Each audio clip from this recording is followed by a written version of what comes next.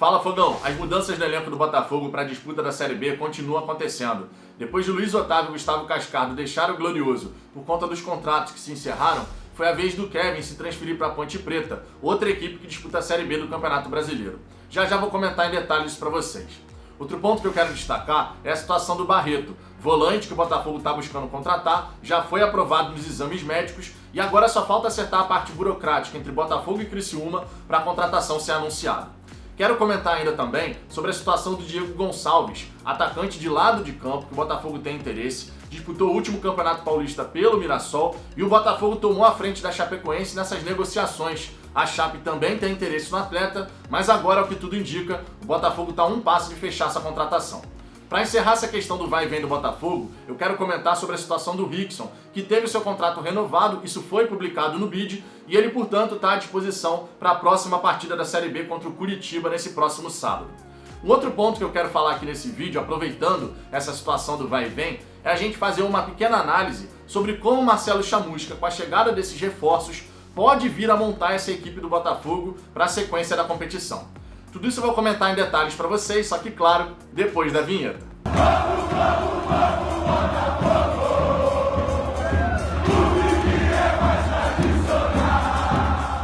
Vamos lá, Fogão, para começo de conversa com os pedidos, se você gostar desse vídeo, eu peço por gentileza que você deixe o seu like, se inscreva no canal se não for inscrito. Nossa próxima meta agora são os 7.000 inscritos e a sua participação para alcançar essa marca é fundamental.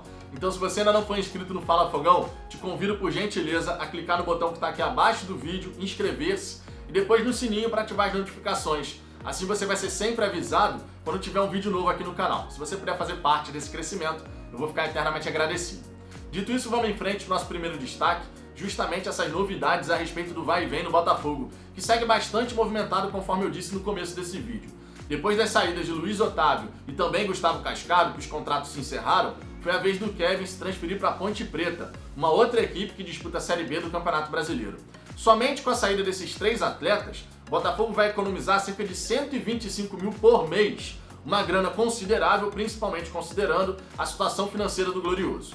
Quando a gente para pensar que certos atletas não deveriam estar no Botafogo, a folha salarial seria menor, o que daria mais espaço para, de repente, a gente poder buscar um camisa 10 mais qualificado. Mas infelizmente nesse momento o Botafogo não visa esse camisa 10, muito por conta das ideias de jogo do Marcelo Chamusca. E já vou comentar o que pode acontecer em termos de montagem de elenco, de time, com a chegada desses reforços aí que o Botafogo está anunciando.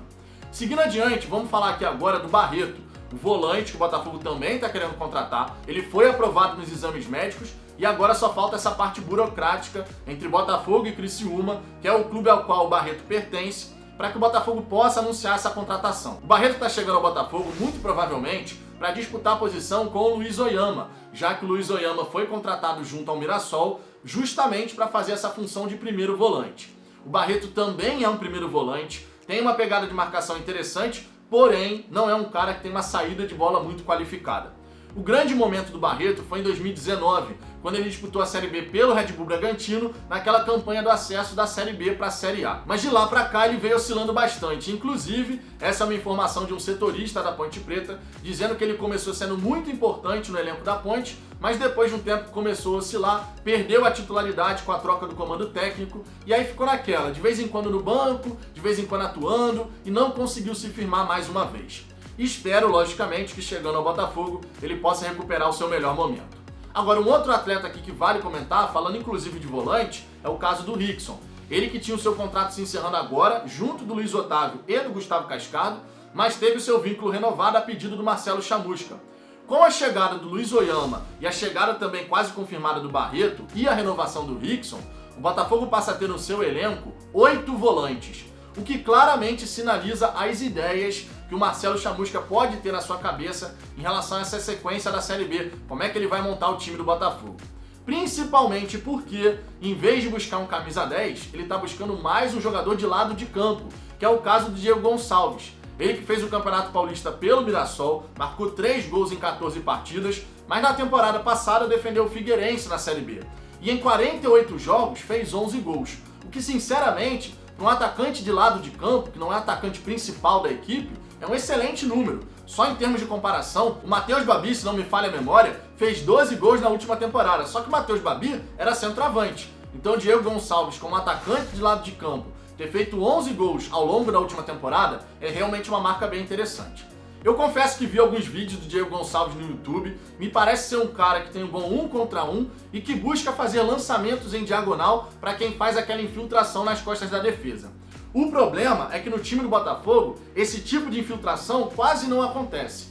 Então, de repente, uma característica aí do jogador pode não ser aproveitada pelo tipo de movimentação que a equipe costuma executar.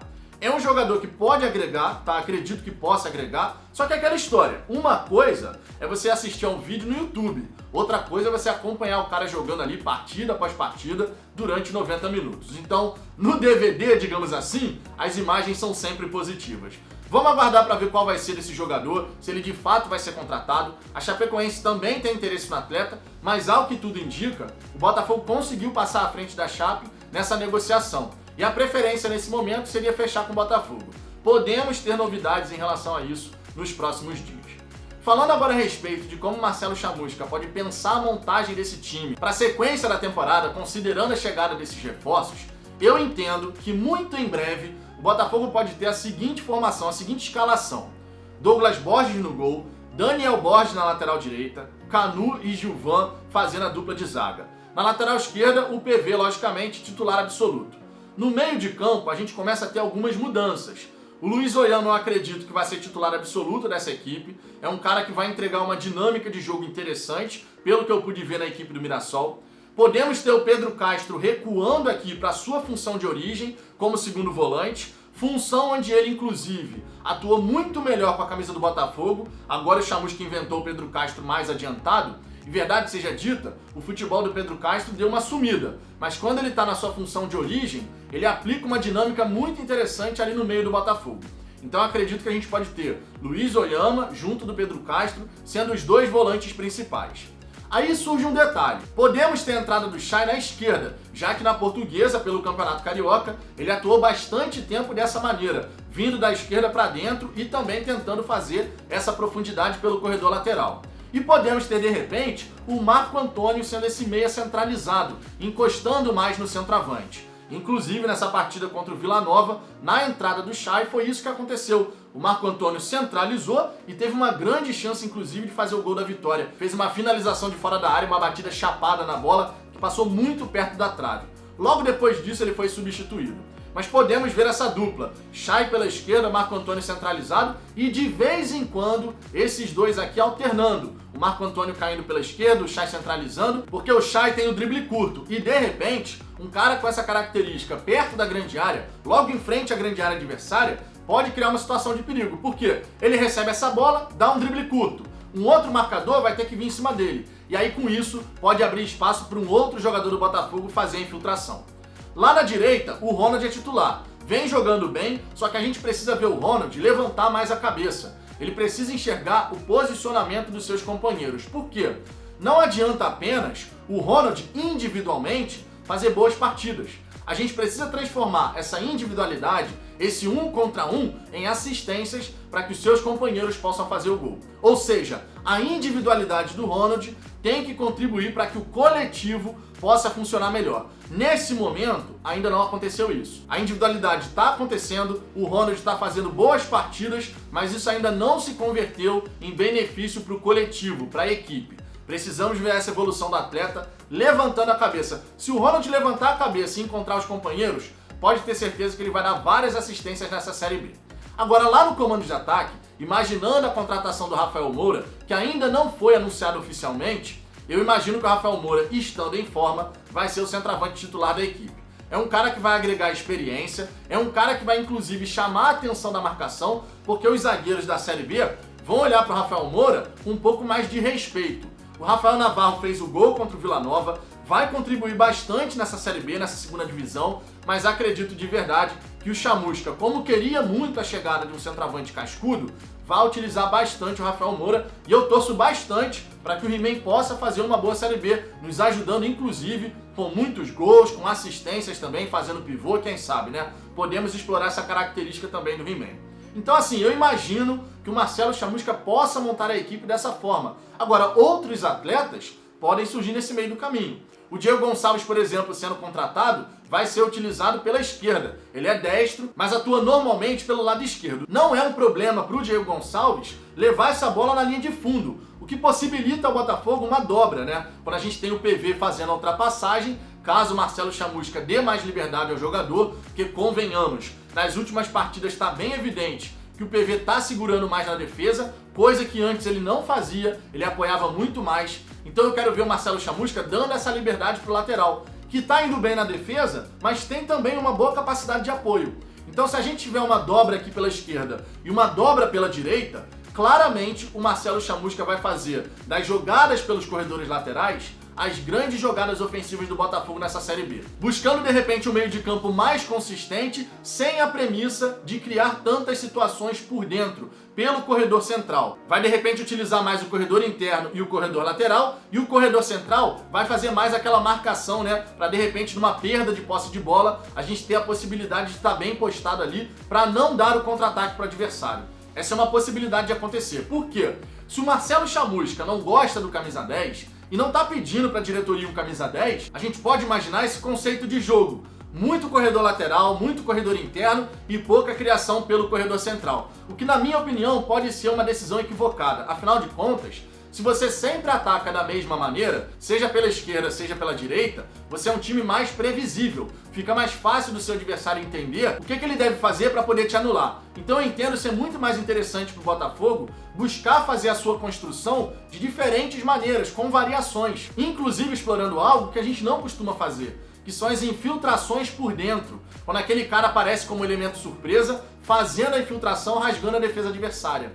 Por mais que esse cara não receba o passe, ele vai distrair a zaga, ele vai chamar a atenção dos marcadores.